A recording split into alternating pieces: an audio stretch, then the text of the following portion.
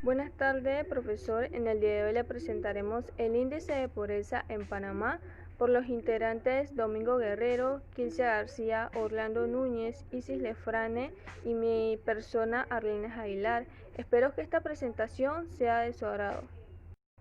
Índice de pobreza en Panamá 2020. Es el estado de las personas que carecen de necesidades para vivir como resultado de su estado económico y social. En Panamá, la pobreza extrema más se concentra en las áreas rurales y en las áreas indígenas, donde su 90% de su población son las más afectadas. La pobreza urbana en cifras alcanza un nivel de preocupación y más en estas áreas que son las más afectadas. Y actualmente en la pandemia son las áreas en las cuales las afectaciones son más extremas que en las otras áreas de Panamá. Consecuencias y causas de la pobreza: la desnutrición, la desintegración familiar, el alfabetismo de hombres y mujeres, la delincuencia, los problemas de salud, el alto nivel de desempleo, bajo nivel de educación, mala distribución de las riquezas y acceso insuficiente a los servicios de salud. La Comisión Económica para América Latina y el Caribe, CEPAL, estimó que en Panamá ha aumentado un 2.9% como resultado de la crisis generada por la pandemia COVID-19, pasando de un 14.6% a un 17.5%, mientras que prevé que la pobreza extrema escalonada de 6.5% a un 8.5%, con una subida del 2%. Con una población estimada de 4.3 millones de habitantes. Para finalizar el 2020, un total de 752.000 personas vivirán en condiciones de pobreza y 365.000 en situaciones de pobreza extrema. Panamá ha logrado un progreso significativo en la reducción de la pobreza en los últimos años, debido al crecimiento económico y públicas. Entre el 2015 y el 2018, la línea de pobreza de 5.5 al día resultaría una disminución de pobreza del 15.4% a una 12.5, mientras que la pobreza extrema fijada de 3.2 diarias declinó de 6.7 a un estimado de 5.1. Desempleo de la economía de la región arrastra el empleo y aumenta la pobreza. La economía panameña caerá un menos 6,5% en el 2020, un desplome más severo que el estimado en abril y previsto en menos 2%. Los resultados de este informe fueron presentados por la secretaria ejecutiva del Organismo de las Naciones Unidas. La tasa de desocupación regional se ubica alrededor del 13,5% al cierre del 2020, lo que representa una revisión al azar, 2 puntos porcentuales, de la estimación presentada en abril y un incremento del 5,4% puntuado respecto al valor registrado en el 2019 de 8,1%. La distribución de los ingresos sufrirá un impacto negativo según informes. De acuerdo con el organismo, el índice Gini de la región se incrementará entre un 1% y un 8% en los 17 países analizados. Panamá lo aumentaría entre un 3,0% y un 3,9%, junto a los países como Costa Rica, Bolivia, República Dominicana. Según el Banco Mundial, Panamá continuará siendo uno de los países más desigualados de la región, solo superando por Brasil y Honduras, con un coeficiente de 49,2 en el 2018. Noticias. Se estima que el 32.8% de los menores de Panamá de 18 años se encuentra en condiciones de pobreza multinacional. Según el índice de pobreza multinacional IPM de niños y niñas adolescentes, según la encuesta de propósitos múltiples en marzo de 2018, que habían 4.155 personas en la República de Panamá, 1.384.199, 33.3% eran niños y niñas adolescentes. Total 453.837 o el 32.8% de los menores de año del país se encuentran en condiciones de pobreza multinacional.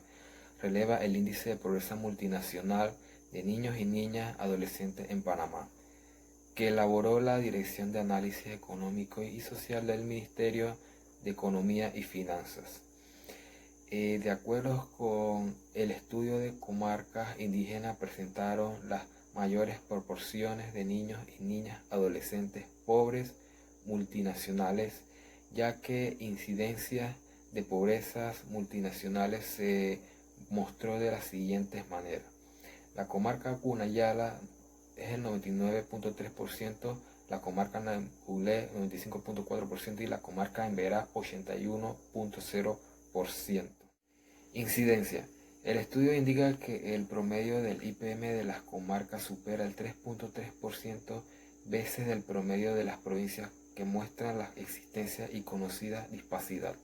Por su parte, las provincias de Darién cuentan con un 58.9% y Bocas del Toro con un 49.9%, mostrando las mayores porcentajes de menores en condiciones de pobreza multinacional y muy por encima del índice nacional. Esta provincia se caracteriza por tener muchas áreas de difícil acceso y con una alta presencia de población indígena. Por ejemplo, el 37.9% y el 73.5% de los menores de Darién y Boca del Toro, respectivamente, se consideran indígenas. Por otro lado, en Herrera el 12.1% y Los Santos 9.8% fueron las provincias con menor cantidad de menores en condiciones de pobreza multinacional. Sugerencia y solución. Si la pobreza se puede combatir, pero para ello tenemos que actuar con un sentido común, un recurso escaso en el mundo político latinoamericano. La pobreza no se puede eliminar instantáneamente ni totalmente, pues que en las naciones más ricas hay pobrezas. Nos preocupamos en cómo componer el gobierno, cómo hacer más eficiente tal o cual ministerio o institución estatal, cómo esforzarnos que el gobierno se maneje con probidad, con el fin cómo hacer que el gobierno funcione mejor, pero más importante aún, lograr que el país entero funcione mejor, al fin de que acabo las actividades del gobierno, si acaso las décimas partes de las actividades privadas del país, y la solución de la pobreza depende de que todas esas actividades funcionen eficientemente. Claro que el gobierno juega un papel importante, especialmente en proveer infraestructura de comunicación, aunque en el pasado su contribución ha sido pobre cuando no destructiva. Además, para que el país funcione es indispensable que el gobierno provea seguridad a las personas, a la propiedad y al cumplimiento de los contratos de tareas de nada fácil. Panamá. Políticas macroeconómicas para combatir la crisis. Panamá no cuenta con las herramientas tradicionales para la política monetaria y para sobrellevar los efectos económicos acerca de la pandemia. Y también esto ha creado la necesidad de implementar una gran medida de gastos y cambios de regulaciones. Serias restricciones de movimientos comerciales. El movimiento de los ciudadanos, que en menos de 15 días se ha convertido en una cuarentena casi total, para contrarrestar los movimientos económicos y sociales de estas medidas. También el gobierno abrió la posibilidad de relajar las reglas fiscales para así reducir las restricciones de los procesos de contrataciones públicas. Programa de Panamá Solidario. El gobierno ha implementado una serie de bonos, vales de comidas, medicamentos para personas afectadas.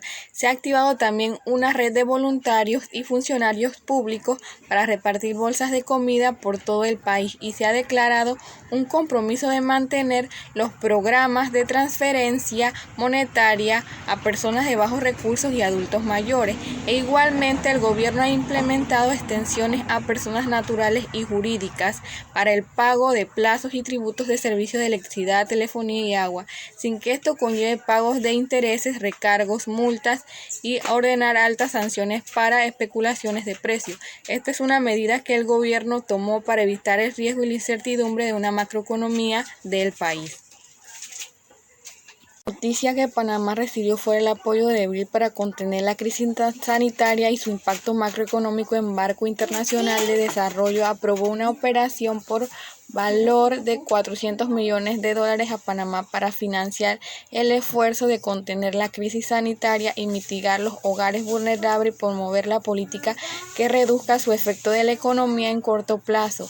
El préstamo de apoyo presupuestario permite al gobierno de Panamá obtener recursos más rápidos y desembolso del BIP para financiar gastos corrientes de emergencia debido a la crisis, así como la generación de un marco estratégico y una política fiscal mediante plazo para recuperar la sostenibilidad fiscal, asegurar la estabilidad macroeconómica. Del apoyo del BID complementa un financiamiento aprobado por el Fondo Monetario Internacional. En abril pasado, la asistencia financiera rápida para combatir la crisis del país sobre el COVID-19.